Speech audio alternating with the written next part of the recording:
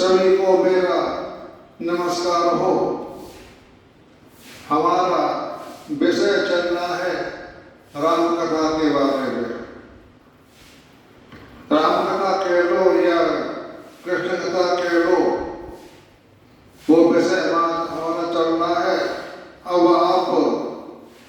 अब भगवान कृष्ण अर्जुन को ज्ञान के बारे में बता रहे हैं कि ज्ञान की क्या परिभाषा है या ज्ञान का क्या मतलब होता है। तो भगवान कह रहे हैं कि ज्ञानों में भी अति उत्तम उस परम ज्ञान को मैं फिर कहूँगा, जिसको जानकर सब मुनिजन इस संसार सार से मुक्त होकर परम सिद्ध को प्राप्त हो गए हैं। इस ज्ञान को आश्रय करके अर्थात धारण करके मेरे स्वरूप को प्राप्त हुए पुरुष सृष्टि के आदि में पुनः उत्पन्न नहीं होते और प्रलय काल में भी व्याकुल नहीं होते। यानी कहने का मतलब यह है कि ज्ञानी पुरुष जब संसार की सृष्टि होती है या प्रलय होती है, उस समय ज्ञानी जन कभी घबराते नहीं हैं। हे अर्जुन, मेरी महत ब्रह्म रूप मूल प्रकृति संपूर्ण भूतों की योनि है, अर्थात गर्भाधान का स्थान है, और मैं उस योनि में चेतन समुदाय रूप गर्भ को स्थापन करता हूँ। यानी गर्भ के अंदर जो बच्चा बढ़ता है उसकी मैं ही स्थापना करता हूँ। हे अर्जुन, नाना प्रकार की सब योनियों में जितनी मूर्तियां अर्थात शरीरधारी प्राणी उत्पन्न होते हैं, प्रकृति तो उन सबको गर्भ धारण करने वाली माता और मैं बीज को स्थापन करने वाला पिता हूँ। सत्वगुण, रजोगुण और तमोगुण, ये प्रकृति से उत्पन्न तीनों गुण अविनाशी जीवात्मा को शरीर में बांधते हैं। इससे पहले मैंने आपको बता दिया था कि जो तीन गुण होते हैं, सत्वगुण, रजोगुण और तमोगुण, सत्वगुण वाले पुरुष देवता का रूप रखते हैं। रजोगुण वाले, जिनमें रजोगुण की प्रधानता होती है, वह मनुष्य का जन्म लेते हैं, और जिनमें तमोगुण की प्रधानता होती है वो पशु पक्षी पौधे बनते हैं। इन तीनों गुणों में सत्वगुण तो निर्मल होने के कारण प्रकाश करने वाला और विकार सहित है, वह सुख के संबंध से और ज्ञान के संबंध से अर्थात उसके अभिमान में बंधता है।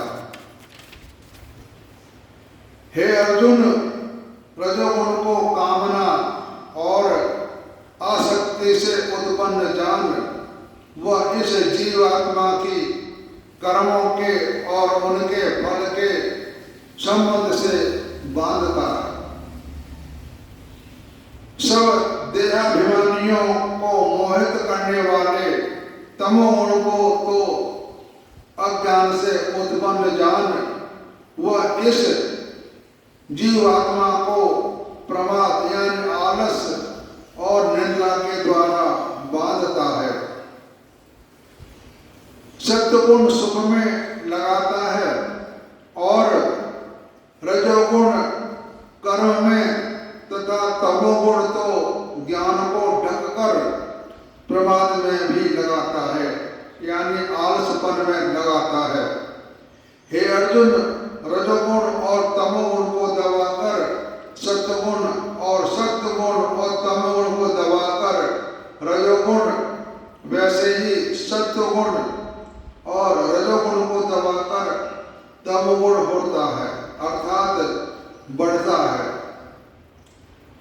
जिस समय इस देह में तथा अंतःकरण और इंद्रियों में चेतनता और विवेक शक्ति उत्पन्न होती है, उस समय ऐसा जानना चाहिए कि सत्य गुण बड़ा है।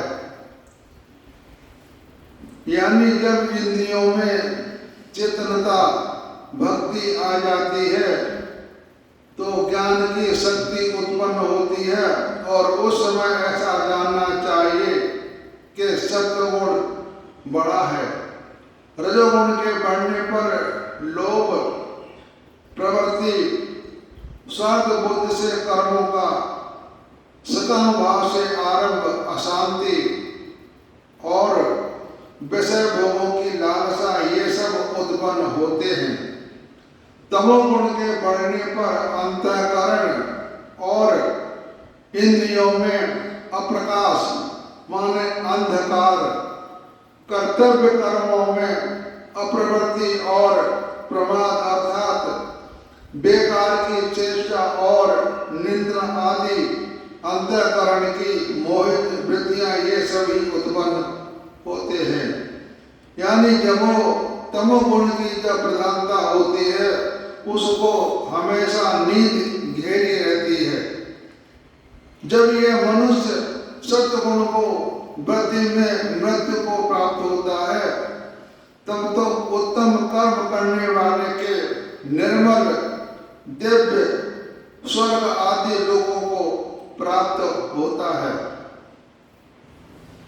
रजोगुण के बढ़ने पर मृत्यु को प्राप्त होकर कर्मों की आसक्ति, मतलब उनमें चाहने वाले उनकी चाहत होती है, मनुष्य उत्पन्न होता है। तमोगुण के बढ़ने पर मरा हुआ मनुष्य, कीट या कीड़े, पशु और मूढ़ योनियों में उत्पन्न होता है। जिस समय दृष्टा तीनों गुणों के अतिरिक्त अन्य किसी को करता नहीं देखता और तीनों गुणों से अत्यंत परे सच्चिदानंद घन स्वरूप मुझ परमात्मा को तत्व से जानता है, उस समय वह मेरे स्वरूप को प्राप्त होता है। बुद्धि, अहंकार और मन तथा 5 ज्ञानेंद्रियां, 5 कर्मेंद्रियां और 5 महाभूत, 5 इंद्रियों के विषय इस प्रकार इस 23 तत्वों का पिंड रूप यह स्थूल शरीर प्रकृति से उत्पन्न होने वाले गुणों का ही कार्य है। इसलिए इन तीनों गुणों की इसकी उत्पत्ति का कारण कहा गया है।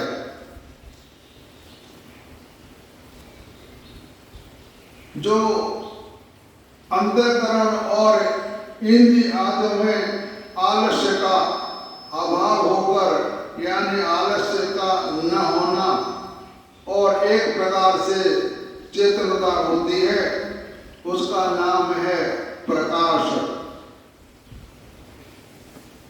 निद्रा और आलस आदि को बहुलता से अंतःकरण और इंद्रियों में चेतन शक्ति लय होने को यह मोह नाम से समझना चाहिए।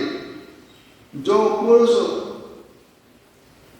सच्चिदानंद परमात्मा ही नित्य एक ही भाव से स्थित हुआ इस त्रिगुणमयी माया के प्रपंच रूप संसार से सर्वदा अतीत हो गया है, उस गुणोतीत पुरुष के अभिमान रहित अंतःकरण में तीनों गुणों के कार्य रूप प्रकाश, प्रवृत्ति और मोह आदि वृत्तियों में प्रकट होने पर किसी कार्य में इस इच्छा, देश आदि विकार नहीं होते हैं। त्रिगुणमयी माया से उत्पन्न हुए अंतःकरण के सहित इंद्रियों का अपने अपने विषयों में विचरता है और गुणों का ही गुणों में बरतना है।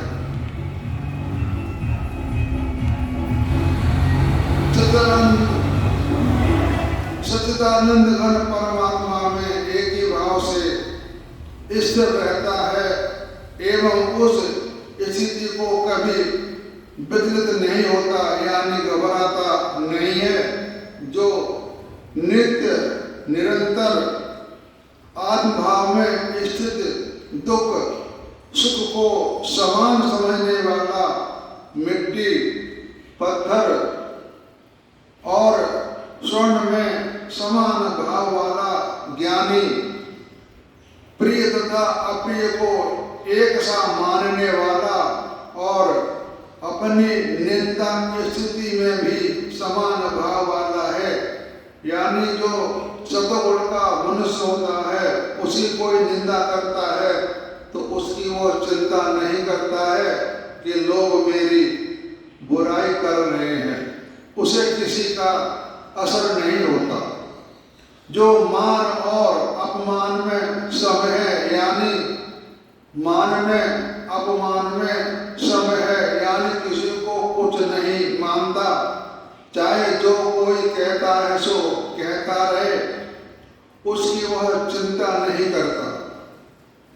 और जो पुरुष अभिचारी भक्ति योग के द्वारा मुझको निरंतर भजता है, वह भी इन तीनों गुणों की भली भांति लांघ कर सच्चिदानंद घन ब्रह्म को प्राप्त होने के लिए योग्य बन जाता है, क्योंकि उस अविनाशी पर ब्रह्म का और अमृत का तथा नित्य धर्म का और अखंड एक रस आनंद का आश्रय मैं हूँ। तो भगवान कहते हैं कि हे अर्जुन, आदि पुरुष परमेश्वर रूप मूल वाले और ब्रह्मा रूप मुख्य शाखा वाले जिस संसार रूप पीपल के वृक्ष को अविनाशी कहते हैं, आदि पुरुष नारायण वासुदेव भगवान ही नित्य और अनंत तथा सबके आधार होने के कारण और सबसे ऊपर नित्य धाम में सगुण रूप से वास करने के कारण ऊर्ध्व नाम से कहे गए हैं। और मायापति सर्वशक्तिमान परमेश्वर ही इस संसार रूप वृक्ष के कारण है, इसलिए इस संसार वृक्ष को ऊर्ध्व मूल वाला कहते हैं। यानी हमारी रचना यह पीपल के पेड़ से करके बता रहे हैं। उस आदि पुरुष परमेश्वर से उत्पत्ति वाला होने के कारण तथा नित्य धाम में नीचे ब्रह्मलोक में वास करने के कारण हिरण्य गर्भ रूप, इन गर्भ रूप कहते हैं छोटे से छोटा रूप, ब्रह्म को परमेश्वर की अपेक्षा अधः कहा है और इस संसार का विस्तार करने वाला होने से इसकी मुख्य शाखा है। इसलिए इस संसार वृक्ष को अधः शाखा वाला कहते हैं। इस वृक्ष का मूल कारण परमात्मा अविनाशी है तथा आदिकाल से इसकी परंपरा चली आती है, इसलिए इस संसार वृक्ष को अविनाशी कहते हैं।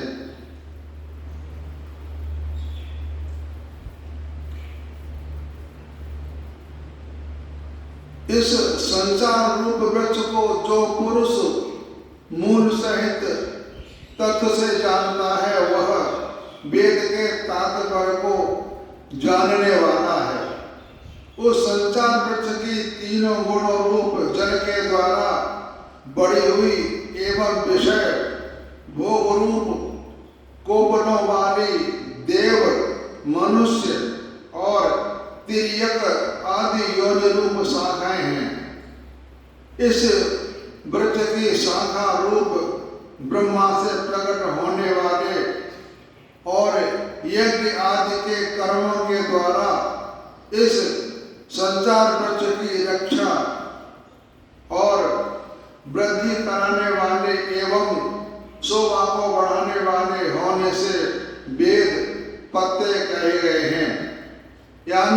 पीपल के पेड़ के पत्ते हैं उनको या वेद की संज्ञा दी गई है। और भगवान की योग माया से उत्पन्न हुआ संसार क्षणभंगुर है, नाशवान है, दुख रूप है। इस चिंतन को त्याग कर केवल परमेश्वर का ही नित्य निरंतर अनन्य प्रेम से चिंतन करना वेद के तात्पर्य को जानना है।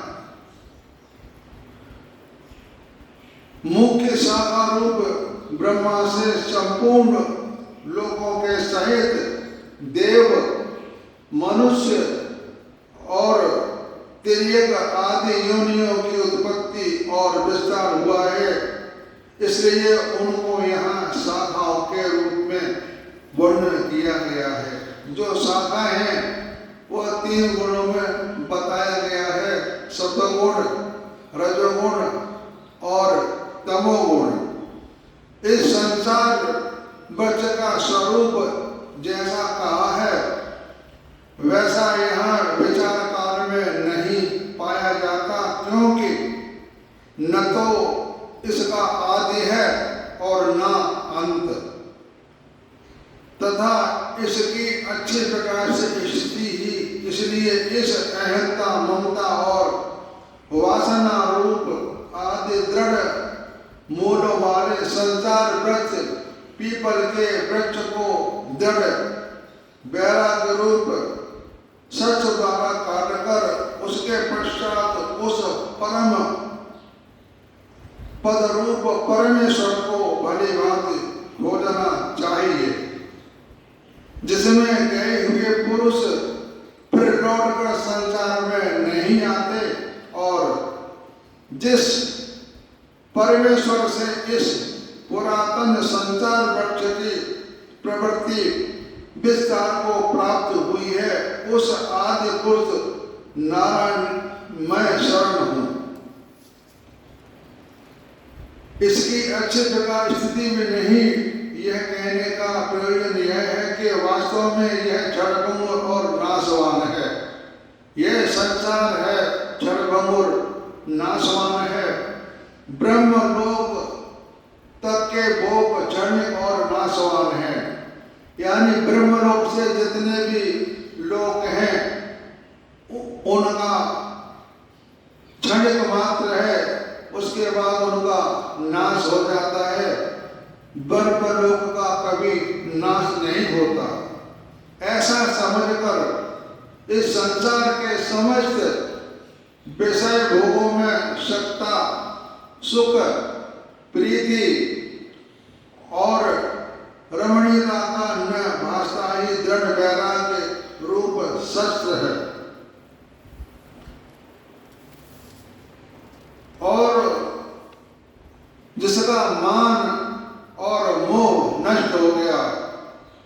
जिस व्यक्ति को कोई मान नहीं, कोई मोह नहीं, जिन्होंने आसक्ति रूप दोषों को जीत लिया है, जिनकी परमात्मा के स्वरूप में नित्य स्थिति है और जिसकी कामनाएं पूर्ण रूप से नष्ट हो गई हैं, वे सुख दुख नामक द्वंद्वों से विमुक्त ज्ञानी जन उस अविनाशी परम पद की प्राप्त होते हैं। जिस परम पद को प्राप्त होकर मनुष्य लौटकर संसार में नहीं आते, उस स्वयं प्रकाश परम पद को न सूर्य प्रकाशित कर सकता है, न चंद्रमा और न अग्नि। वही मेरा परम धाम है। मतलब जिस लोक को सूर्य प्रकाशित नहीं कर सकता वही मेरा है, उसका नाम है ब्रह्मलोक। इस देह में यह सनातन जीवात्मा मेरा ही अंश है और वही इन प्रकृति में स्थिति मन और पांचों इंद्रियों को आकर्षण करता है।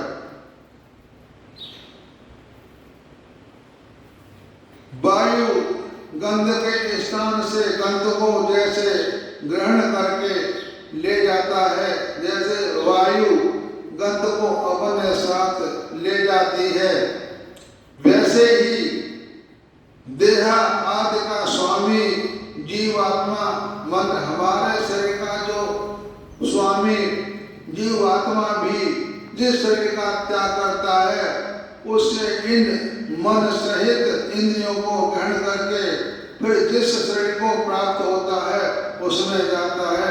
कहने का मतलब यह है कि हमारा जो जीवात्मा है, जब उसका अंत समय आता है, उस आदमी का उस समय जैसा स्वभाव होता है वैसा ही अगले जन्म में जन्म लेता है। इसलिए मैं आपसे कह रहा हूँ कि अपने मन को शुद्ध रखिए, अच्छे विचार रखिए। अगर हम बुरे विचारों का आचरण करेंगे तो हमारा दूसरा जन्म भी खराब हो जाएगा। ये जीवात्मा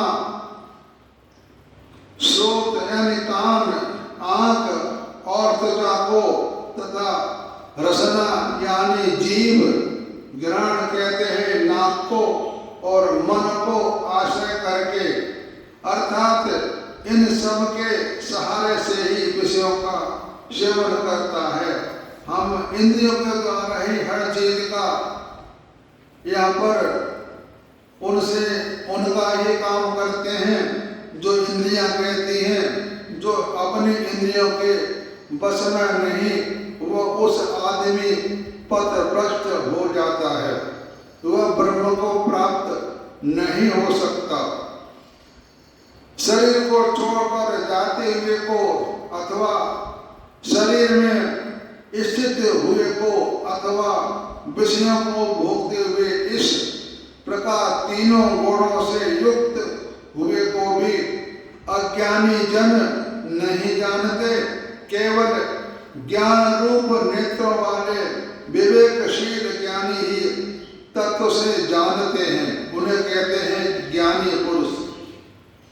यत्न करने वाले योगी जन भी अपने हृदय में स्थित इस आत्मा को तत्व से जानता है, किंतु जिन्होंने अपने अंतःकरण को शुद्ध नहीं किया, ऐसे अज्ञानी जन तो यत्न करते रहने पर भी इस आत्मा को नहीं जानते।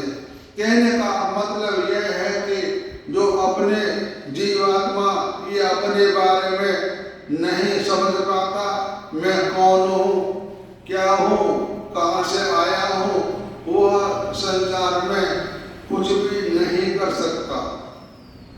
सूर्य में स्थिति जो तेज संपूर्ण जगत को प्रकाशित करता है तथा जो तेज चंद्रमा में है और जो अग्नि में है, उसको तू मेरा ही तेज जान। यानी कहने का मतलब यह है जो चंद्रमा का प्रकाश है, सूर्य का प्रकाश है, उसको तू मेरा ही स्वरूप जान। और मैं ही पृथ्वी में प्रवेश करके अपनी शक्ति से सब भूतों का धारण करता हूँ और रस स्वरूप अर्थात अमृतमय चंद्रमा होकर संपूर्ण औषधियों को अर्थात वनस्पतियों को पुष्टि करता हूँ। यानी सूर्य उनको देता है और चंद्रमा अपने अमृत की वर्षा करके उनको उत्पन्न करता है।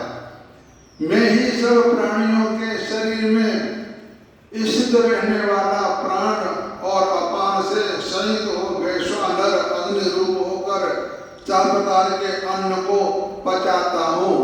प्राण और अपान, वैसे 5 प्राण होते हैं, प्राण, अपान, व्यान, समान और उदान। जो हम सांस लेते हैं प्राण कहते हैं, जो हम सांस छोड़ते हैं उसे अपान कहते हैं। प्राण और अपान का ऐसा ही हमारा शरीर चलता है। हम सांस लेते हैं और सांस छोड़ते हैं, इसे कहते हैं प्राण और जब हम सांस लेते हैं तो हमारी सांस ऊपर को जाती है, और जब हम सांस लेते हैं तो हमारी सांस नीचे नाभि के पास तक पहुंच जाती है। इन्हें कहते हैं प्राण और अपान। मैं ही सब प्राणियों के हृदय में अंतर्यामी रूप से स्थित हूँ तथा मुझसे ही स्मृति, ज्ञान और अपोहन होता है, और सब वेदों द्वारा मैं ही जानने योग्य हूँ तथा वेदांत का कर्ता और वेदों को जानने वाला भी मैं ही हूँ।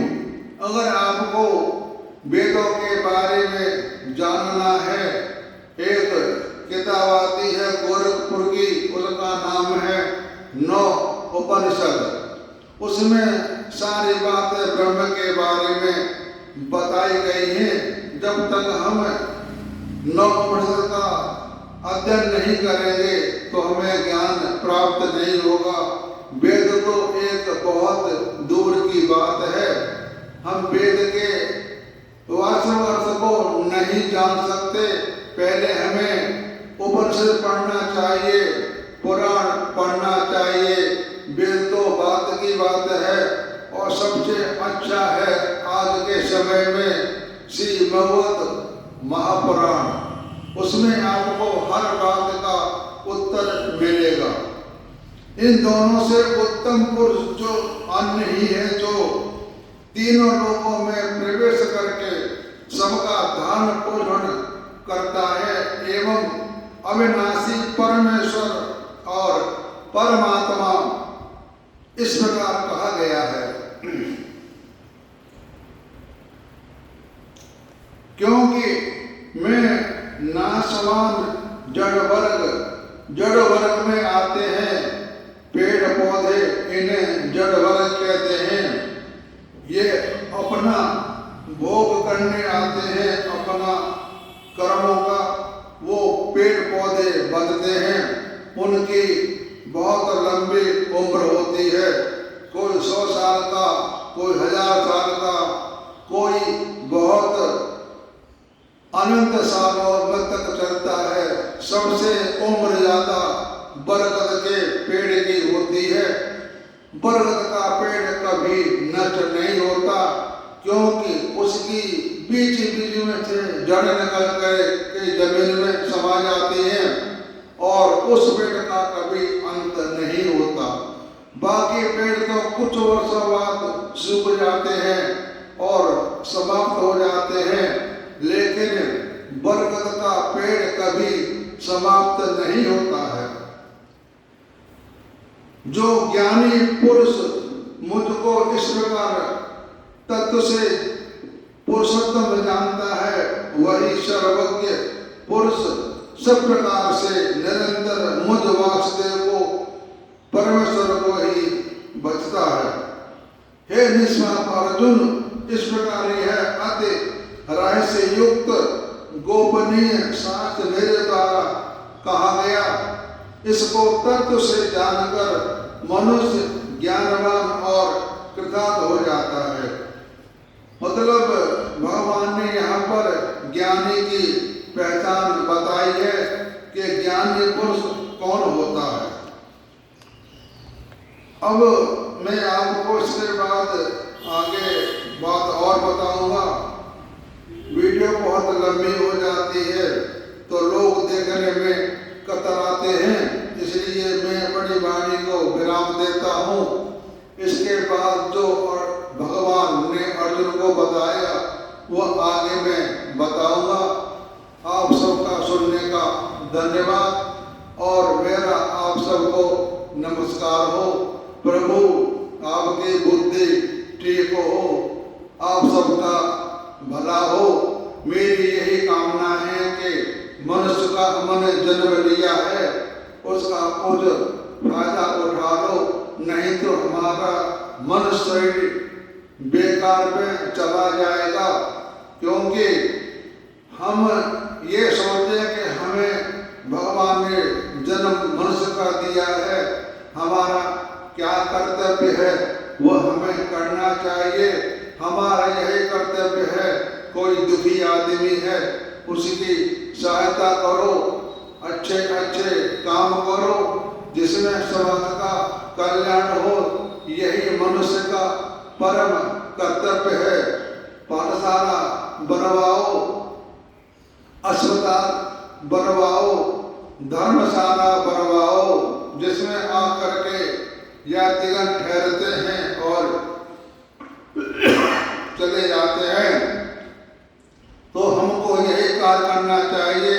अगर हमने अपने बच्चों को पाला और कोठी महल बनाए और तो उसका कोई फायदा नहीं है, यह सब यही रह जाएगा। हमें ऐसा काम करें जो हमारे मरने के बाद भी हमारा लोग नाम लेते रहें। अगर कोई मनुष्य खराब काम करता है तो जब वो अपने शरीर को छोड़ जाता है तो लोग कहते हैं अच्छा साला मर गया, पापी था, दुष्ट था। तो उसकी लोग कहते हैं कि यह बहुत ही अच्छा हुआ। जब कोई सज्जन पुरुष अपने शरीर को त्याग कर जाता है तो पीछे से मनुष्य कहते हैं कि भाई बड़ा भला आदमी था, बहुत अच्छा आदमी था, बेचारे भगवान को उसने यहाँ से उठा लिया। तो ऐसा काम करके जाओ कि हमारा नाम आगे समाज में चलता रहे, तभी हमारा मनुष्य जन्म का अधिकार है कि हमने जन्म लिया तो हमने अच्छे काम किए। अब आप सभी को मेरा नमस्कार हो।